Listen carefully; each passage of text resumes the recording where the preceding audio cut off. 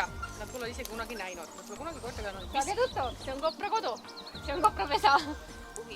Kuhila pesa. Ühesõnaga, siin on tavaliselt niimoodi, et ta on vee alla kõik käigud. Siin on vesi nüüd alla lastud.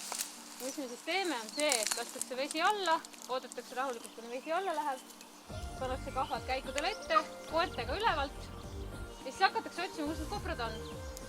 Kui kopras välja tuleb kahva, siis püütakse sealt kahvast kiiresti kinni ja surmatakse ära. Kas käsirelv on kelle?